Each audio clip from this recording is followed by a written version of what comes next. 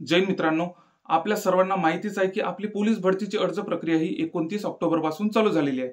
29 October पासून जरी आपली अर्ज प्रक्रिया चालू झाली तरीही आपल्या सर्वांच्या मनात एक प्रकारचा संभ्रम निर्माण झालेला आहे की अर्ज कधी भरायचा, अर्ज कुठं भरायचा, जिल्ह्याची निवड कशी करायची, अशा सर्व प्रश्नांचा आपण सविस्तरपणे विश्लेषण करणार आहे, सोबतच चर्चा करणार आहे.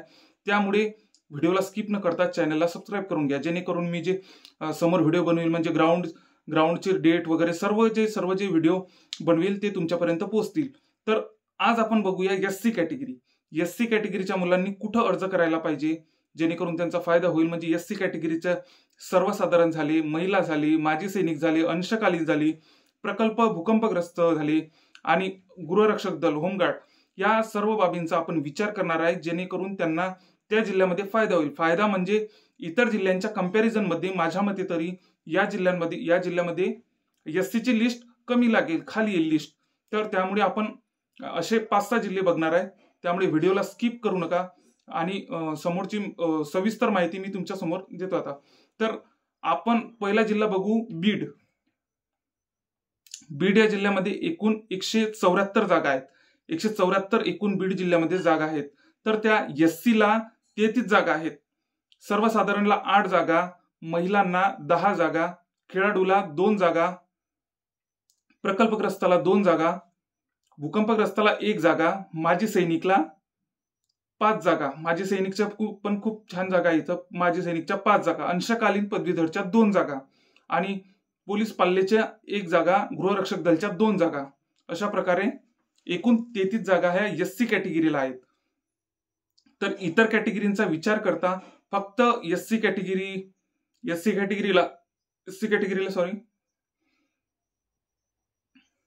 कॅटेगरीला इथं 8 जागा आहेत आणि इमावा म्हणजे ओबीसीला एकूण 12 जागा आहेत. तर ओबीसीच्या कंपॅरिझन मध्ये या आपल्या एससी कॅटेगरीच्या जागा ह्या खूप बऱ्यापैकी चांगल्या आहेत बीडमध्ये.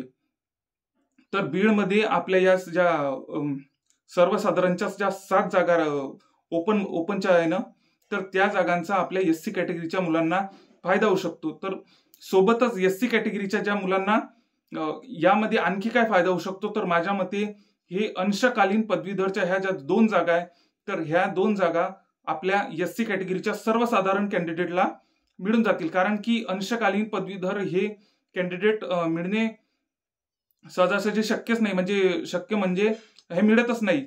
तर त्यामुळे ह्या ज्या 2 जागा असतात अंशकालीन पदवीधरच्या, सोबतच भूकंपग्रस्ताची पण जर कॅन्डिडेट आला नाही तर अशा एकूण 3 जागा ह्या सर्वसाधारण मध्ये ऍड होऊ शकतात. त्यामुळे आपण बीडमध्ये माझ्या मते तरी अर्ज करायला पाहिजे, जे की बाकीच्या जिल्ह्यांच्या कंपॅरिझन मध्ये आपल्याला बीडमध्ये आपली लिस्ट, एससी कॅटेगरीची लिस्ट ही खाली येऊ शकते.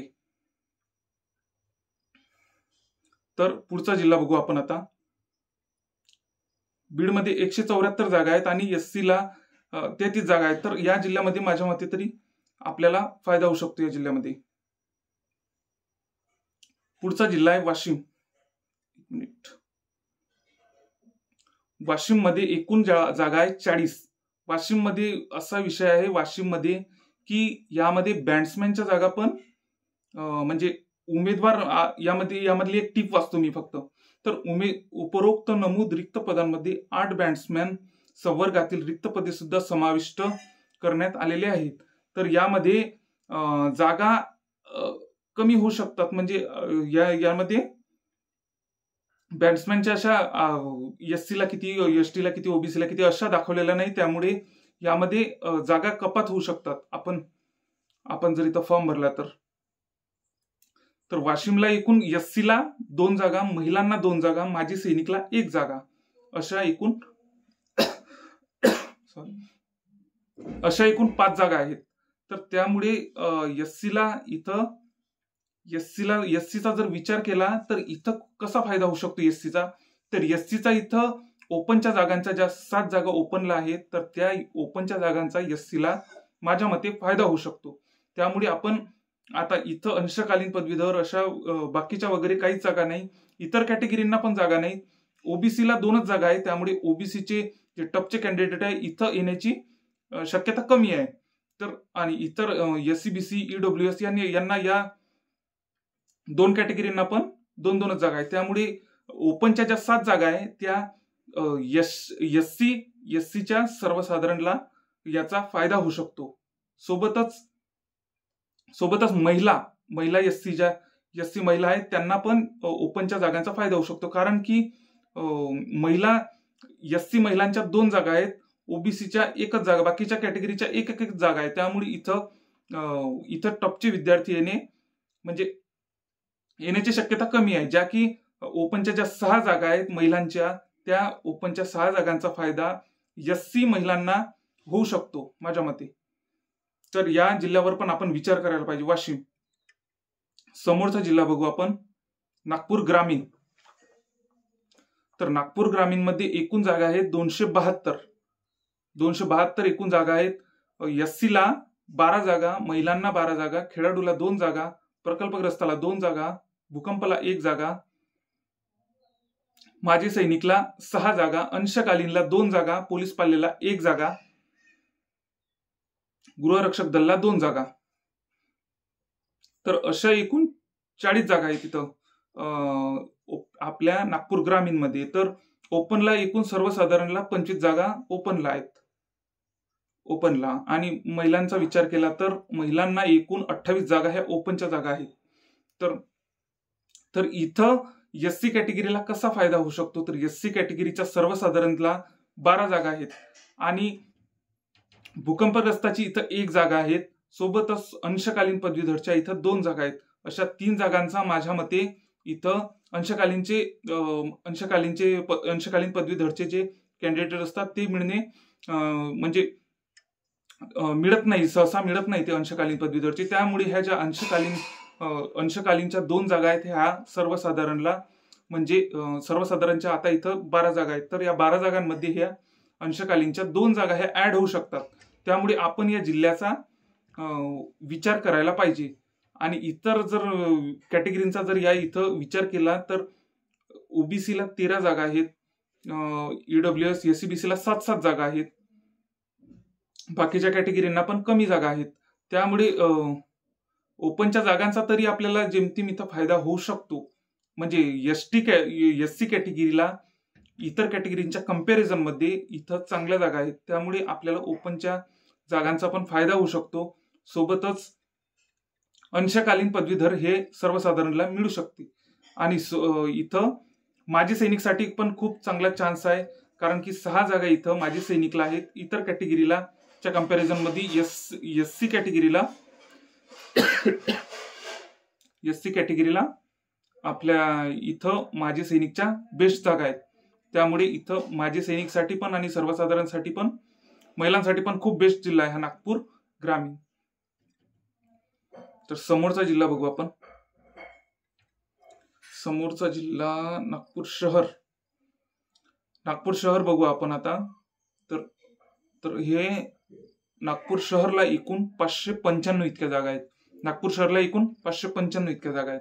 तर एससीला एकूण 77 जागा आहेत, ज्या की सर्वसाधारणला 22 आणि महिलांना 23, खेळाडूला 4, प्रकल्पग्रस्ताला 4, भूकंपला 2, माजी सैनिकला 12, अंशकालीन पदवीधरला 4, पोलीस पाल्याला 2, गृहरक्षकला 4. तर मी हा जिल्हा का निवडला आहे, तर नागपूर शहरला अंशकालीनच्या खूप काहीतरी चांगल्या जागा आहेत. त्यामुळे आपल्याला सर्वसाधारणचे जे कॅन्डिडेट आहे एससीचे त्यांना अंशकालीन पदवीधरच्या इथं ह्या 4 जागा मिळण्याची म्हणजे दाट शक्यताच आहे जेमतेम. म्हणजे 22 + 4 म्हणजे अशा एकूण 26 जागा होतील एससी कॅन्डिडेटच्या. त्यामुळे आपल्याला हा जिल्हा पण एक प्रकारचा बेस्ट ठरू शकतो. सोबतच भूकंपग्रस्ताच्या 2 जागा आहेत. भूकंपग्रस्ताचे जर कॅन्डिडेट भेटले नाही तर हे जे दोन असतात ना, हे भूकंपग्रस्त आणि अंशकालीन पदवीधर यांचे कॅन्डिडेट सहसा भेटत नाही, म्हणजे अर्ज खालीच चालला जातो. त्यामुळे अशा या दोन जे आरक्षण आहे ना, हे कंपीकृत आरक्षण आपलं, तर भूकंपग्रस्त आणि अंशकालीन पदवीधर यांच्या जागा ह्या सर्वसाधारणला आपला मिळून जात असतात. त्यामुळे या जागांचा नागपूर शहरला एससी कॅटेगरीच्या सर्वसाधारणला या जागांचा फायदा होऊ शकतो. त्यामुळे आपण नागपूर शहरावर पण विचार करायला पाहिजे. तर आता आपण पुढचा जिल्हा बघू.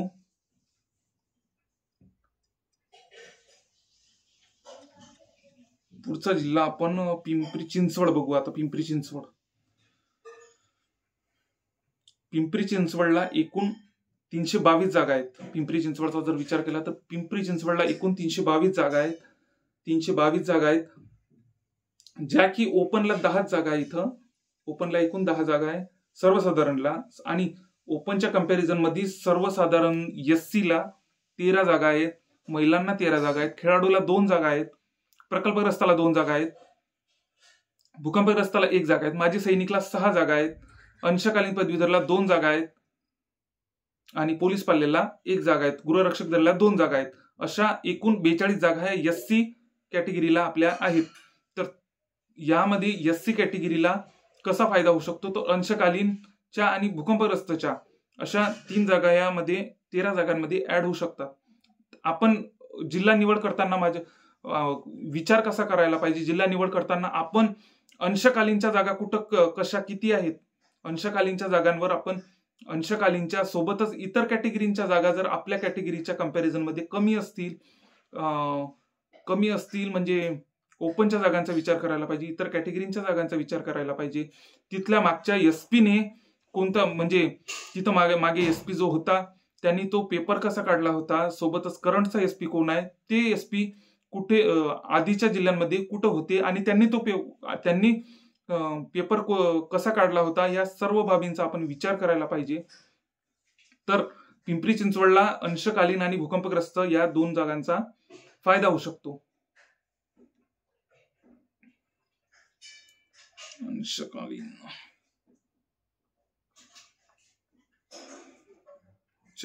आता आपण बघूयात, एकच मिनिट आता आपण बघूयात. नागपूर ग्रामीण झाला आपला बघणं, शहर पण झाला, नांदेड. आता नांदेड बघूयात आपण जिल्हा.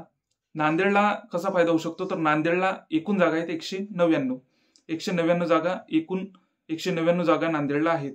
तर यामध्ये SC ला आपल्या 33 जागा आहेत, सर्वसाधारणला 8, महिलांना 10.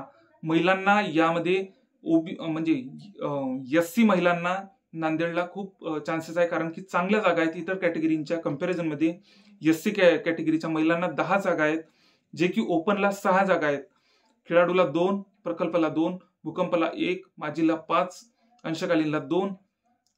अशा प्रकारे अंशकालीनच्या जागांचा आपल्याला नांदेडमध्ये पण फायदा होताना दिसतो. तर अंशकालीनच्या जागांचा आपल्याला नांदेडला सर्वसाधारणला फायदा होतो, जे की 8 जागा आहेत, तिथं 10 जागा होऊ शकतात, सोबतच भूकंपाची पण 1 जागा आहे. आणि इतर कॅटेगरीला पण इतक्या काही जागा नाही आहेत, त्याच्यामुळे आपल्याला ओपनच्या जागांचा पण इथं थोडा फायदा होताना दिसत नाही. ओपनच्या जागांचा इथं SC कॅटेगरीला फायदा होऊ शकत नाही, कारण की ओपनमध्ये जाणाऱ्या ज्या कॅटेगरी आहेत OBC, NTC या कॅटेगरीच्या पण इथं बऱ्यापैकी जागा आहेत. त्यामुळे या जिल्ह्यांचा पण आपण एक प्रकारे विचार करू शकतो कॅटेगरीमध्ये जर खेळायचं झाल्यास. तर आता समोर बघू आपण,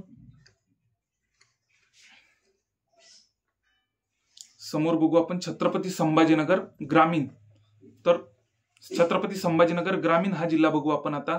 तर छत्रपती संभाजीनगर ग्रामीणला एकूण जागा आहेत 53 जागांमध्ये आपल्या SC कॅटेगरीला 9 जागा आहेत एकूण.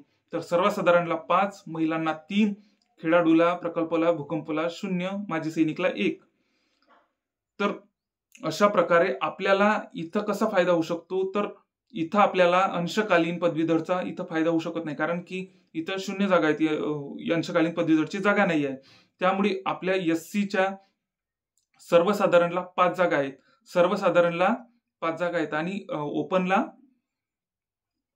5 जागा आहेत. तर या ओपनच्या जागांचा SC कॅटेगरीच्या मुलांना फायदा होऊ शकतो, कारण की इतर ज्या कॅटेगरी आहेत ओपनला जाणाऱ्या, NTCची 1 जागा, OBCच्या 3 जागा, EWच्या 2 जागा आहेत. त्यामुळे ओपनच्या जागांचा आपल्या SC कॅटेगरीच्या मुलांना या ज्या 5 जागा आहेत याचा फायदा होऊ शकतो. त्यामुळे आपल्याला हा जिल्हा पण बेस्ट ठरू शकतो.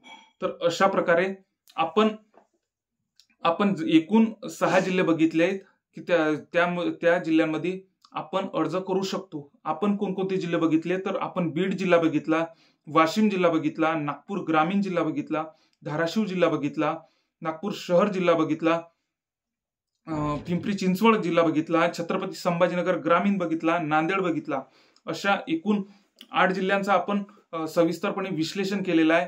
पण जिल्ह्याची निवड नेमकी कशी करायची ते आता मी तुम्हाला सांगतो. तर जिल्ह्याची निवड आपण कशी करायला पाहिजे, जिल्ह्याची निवड आपण जिथं अंशकालीनच्या जागा आहेत, जिथं अंशकालीनच्या जागा आहेत आपल्या कॅटेगरीला, तशा जिल्ह्यांचे आपण म्हणजे जिथं 2 आहे 3 जागा आहेत, तर त्या जे अंशकालीन पदवीधरचे जे कॅन्डिडेट आहेत ते मिळणं म्हणजे जेमतेम शक्यच नसते. तर त्यामुळे ते ज्या अंशकालीनच्या जागा आहेत आपल्या सर्वसाधारणला मिळतात.